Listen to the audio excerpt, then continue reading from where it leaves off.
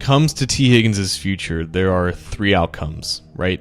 There is extending him or re-signing him before free agency begins next year, because he isn't a free agent until next year. There's placing the franchise tag on him at that time, and then there's trading him, right? Either this year or next year when he gets placed on the tag. If I were to put percentage odds on all three of these, it would go 75% chance he gets the tag, 24% chance he gets extended or re-signed, leaving a 1% chance I think that he gets traded. Now, why is that?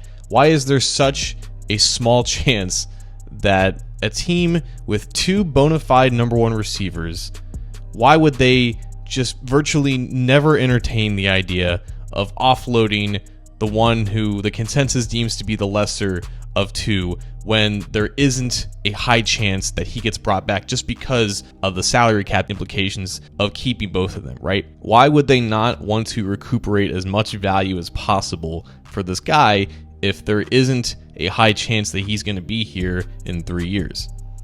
It doesn't matter how much things have changed, how much more cash on hand the Bengals have, what the chances are that this team will now offer like grown-up contracts to these players, because some of their principles just remain the same regardless of anything else that changes. And one of them is they never have any intention of trading any of their star players, specifically ones that they drafted, that they developed, that they've developed these relationships with. Like those guys, those core pieces that they've invested in from the time that they got to the NFL, those are strictly off limits. There's only two scenarios of which you're a Bengals player and you're going to get traded away from the team.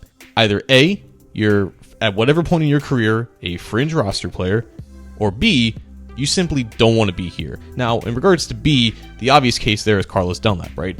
Phenomenal player for this franchise for a decade plus, but it just got to a point where he just couldn't be here, right? He was digging his own grave with the team, with the fan base. He was putting his house up for sale, the whole 9 yards, right? They had to get him out of here. They had to just take whatever they could get for him because it was just not going to last beyond however long it did. In terms of the fringe case, Billy Price is the best example of this.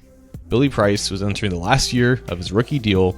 He was not going to be a starter. At best, he was going to be a healthy scratch because he just wasn't cutting it, right? So they traded him to the Giants for BJ Hill. And since then, people who are familiar with the Bengals are calling that one of the greatest trades in franchise history. But I guarantee you, the Bengals knew that it was already a good trade before BJ Hill played a snap. Because whenever this team does make a trade, specifically trading away one of their players, they always want to feel like they were the absolute winners. They always want to feel like they were the ones who got the steal. And this is a problem when you're talking about the Bengals and any potential trade options, because those trade projections, those trade ideas that you see popped up online, typically it involves both sides getting a fair shake of the deal.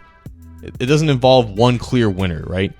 The Bengals want no part of that. When it comes to trading away one of their players, they want to feel like we got the steal. We got so much more value than the team that we traded with received, right? It's different when you're trading for a player. It's different when you're trading picks, right? There's a different level of communication. But when you have the asset that is being desired by another team, the Bengals specifically in this case, they want to feel like they are going to come out on top 100% of the time. On top of all of this, Tee Higgins is someone that they actually want to pay, that they actually want to extend. The opposite in this case would be like Kevin Zeitler, right? For people who are familiar with the situation, remember this like 5 years ago, the Bengals never really offered Kevin Zeitler a deal to stick around here. I don't think they even offered him an actual deal. They just accepted the fact that they weren't going to come anywhere close to what he was going to get in the open market and say, you know what, Kevin, go out and get your money. Like, we wish you the best of luck, but we're not even going to entertain the idea of bringing you back. And there were zero rumors about the Bengals ever trading Kevin Zeitler away before his rookie contract expired.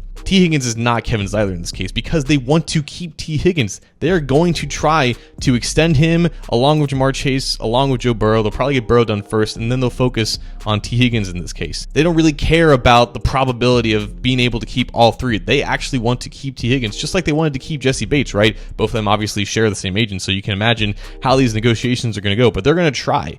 And at worst case, they're going to accept 2 years of Tee Higgins' play, which would be the last year of his rookie contract, and then the franchise tag, because he is exactly the type of guy that they want to retain. If they can't retain him, they will pay that year's worth of top money because they value him at that spot. I'm not going to say what the Bengals would take for Tee Higgins, but I just know that it would take something in the realm of absurdity for them to even consider it. Like 3 first-round picks would, like the Bengals would have to at least think about it at that point, right? Because again, that would be a clear win for the Bengals, right? If you can get 3 first-round picks for a wide receiver, of course you're going to take that, right? And it seems ridiculous, but that's like the only way that I think this actually happens. Tee Higgins is in the Bengals' plans for better or worse, and they're not in the business of trading him.